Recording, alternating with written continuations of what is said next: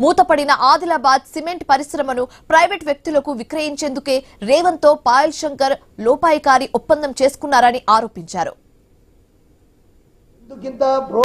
ఒక భారతీయ జనతా పార్టీ శాసనసభ్యుడిగా నువ్వు గతంలో ముఖ్యమంత్రి గారు మీరు జిల్లాకు వచ్చిండ్రు, మీరు గివ్వే మాటలు అప్పుడు కూడా చెప్పిండ్రు.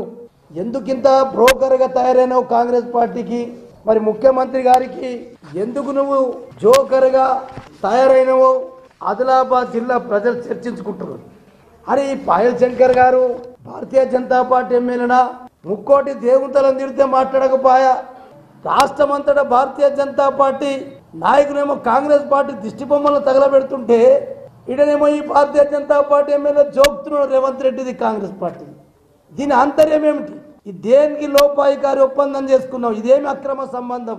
రేవంత్ రెడ్డి గారికి పాయల్ శంకర్ గారికి అక్రమ సంబంధం ఉన్నది. ఏదో లాలూచిల పడ్డాడు. ప్రైవేట్ కమిపియడానికే పాయల్ శంకర్ గారి ప్రయత్నంలో ఇది ఒక భాగం. నేను శ్రీధర్ బాబు గారు ప్రొడక్ట్ వచ్చినప్పుడు చెప్పిన ఇదేదో గోల్మాల్ నడుస్తూ ఉంది, ఇదేదో లోపాయికారి ఒప్పందం రేవంత్ రెడ్డి పాయల్ శంకర్ శ్రీధర్ బాబు గారు జరుపుకుంటున్నట్టున్నారు. ఇది పక్క ఆదిలాబాద్. మాజీ మంత్రి జోగు రామన్న తనపై చేసిన ఆరోపణలకు ఎమ్మెల్యే పాయల్ శంకర్ కౌంటర్ ఇచ్చారు. ఆదిలాబాద్ లో జరుగుతున్న అభివృద్ధిని చూసి ఓరలేకపోతున్నారని మండిపడ్డారు. బీఆర్ఎస్ హయాంలో ట్రైబల్ యూనివర్సిటీ, పత్తి పరిశ్రమలు ఇతర జిల్లాలకు వెళ్లాయన్నారు. అప్పుడు జోగు రామన్న ఏం చేశారని పాయల్ శంకర్ ప్రశ్నించారు. సీఎంతో అభివృద్ధి గురించి మాట్లాడితే తప్పేంటి అని నిలదీశారు. జోగు రామన్న చేసిన అక్రమాలను బయట పెడతానని వార్నింగ్ ఇచ్చారు. ఊహించినటువంటి అభివృద్ధి ఆదిలాబాద్కు వస్తున్నదని, అసలు ఎయిర్పోర్ట్ అనేది ఆదిలాబాద్కు రాదు, అదొక కళ అని, ఇంటిగ్రేటెడ్ స్కూల్ అనేది 200 కోట్ల రూపాయలతో గొప్ప చదువులు చెప్పించేటటువంటి అంత గొప్ప పాఠశాల ఆదిలాబాద్కు రాదని, ఇక్కడ జరుగుతున్నటువంటి అభివృద్ధి కార్యక్రమాలను చూసి ఓర్వలేనటువంటి మాజీ మంత్రి జోగురామన్న గారు నా మీద కొన్ని ఆరోపణలు చేసే ప్రయత్నం చేశారు. నేను పత్రికాముఖంగా జోగు రామన్న గారికి కొన్ని విషయాలు చెప్పదలుచు. నీకు ఆదిలాబాద్ నియోజకవర్గంలోని ప్రజలు 15 సంవత్సరాలు ఈ ఆదిలాబాద్ శాసనసభ్యునిగా 4 సార్లు అవకాశం ఇచ్చింది. 10 ఏళ్లు ఈ రాష్ట్రంలో అధికారంలో ఉన్నావు, 5 ఏళ్లు మంత్రిగా ఉన్నావు.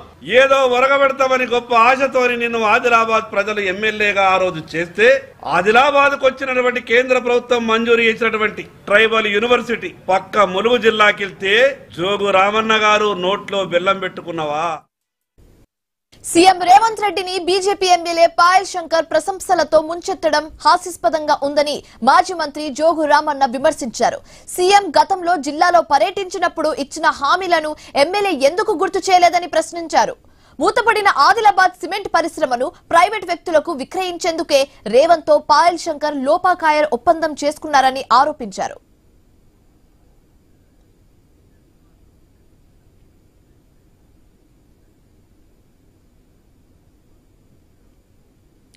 మాజీ మంత్రి జోగు రామన్న తనపై చేసిన ఆరోపణలకు ఎమ్మెల్యే పాయల్ శంకర్ కౌంటర్ ఇచ్చారు. ఆదిలాబాద్ లో జరుగుతున్న అభివృద్ధిని చూసి ఓర్వలేకపోతున్నారని మండిపడ్డారు. ఈ ఎన్కౌంటర్ డైలాగ్స్ కి సంబంధించి మరింత తాజా సమాచారం మా ప్రతినిధి శ్రీనివాస్ ఫోన్ ద్వారా అందిస్తారు. శ్రీనివాస్.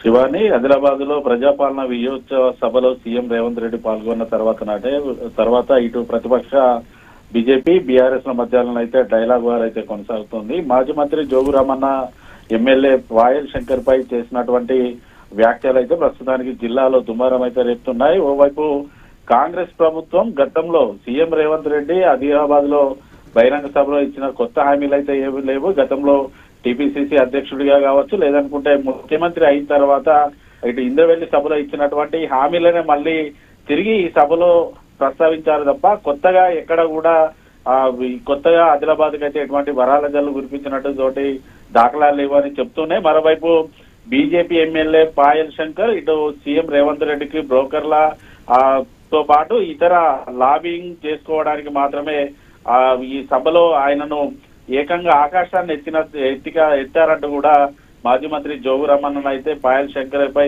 తీవ్ర పరుష పదజాలంతో అయితే మాట్లాడిన సందర్భాలు అయితే ఉన్నాయి.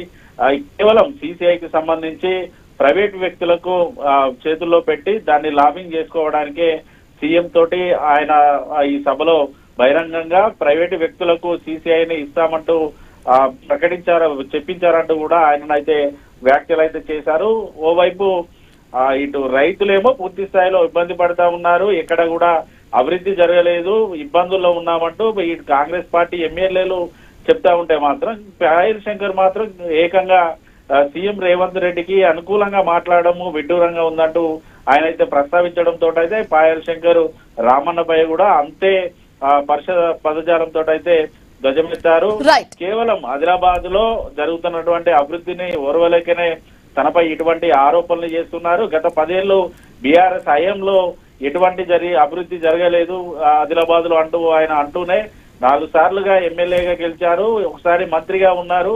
మీ సూచనలు సలహాలు ఇస్తే మాత్రం మేము ఖచ్చితంగా నియోజకవర్గ అభివృద్ధికి కృషి చేస్తామంటూ కూడా ఆయన అయితే వ్యాఖ్యానించడంతో పాటు మీకు సంబంధించినటువంటి మీరు చేసినటువంటి ఆరోపణలో అవాస్తవాలు ఉన్నాయి, వాస్తవాలను బయటికి మేము చెప్తే మాత్రం కనీసం మీరు ఇటు నియోజకవర్గంలో తల ఎత్తుకొని తిరిగే పరిస్థితులు కూడా లేవంటూనైతే ఇటు పాయల్ శంకర్ అయితే ఆరోపణలు చేస్తూ గతంలో మీరు చేసినటువంటి అన్యాయాలకు అక్రమాలకు సంబంధించినటువంటి సీడీలను ఏకంగా ఇటు మాజీ ముఖ్యమంత్రి కేసీఆర్ తో పాటు ఇటు సంతోష్ రావులు కూడా సీడీల రూపంలో మీరు చేసినటువంటి అన్యాయాలను కూడా రికార్డ్ చేసి పెట్టుకున్నారు. మీకు కావాలంటే ఆ సీడీలను కూడా నేను పంపిస్తానంటూ కూడా ఇటు పాయల్ శంకర్ రామన్నపై చేసిన వ్యాఖ్యలు అయితే ప్రస్తుతానికి జిల్లాలో హాట్ టాపిక్ గా మారాయి. పాయల్ శంకర్ సీఎం ను ఆకాశాన్ని ఎత్తడంతో అయితే బీజేపీలో కూడా కొంత లుకలుకలు అయితే మొదలయ్యాయి. అసలు ఎందుకు మాట్లాడారు అధిష్టానం కూడా ఆరా తీస్తున్న పరిస్థితులు ఉన్నాయి. Shivani, right, thanks for the update Srinivas.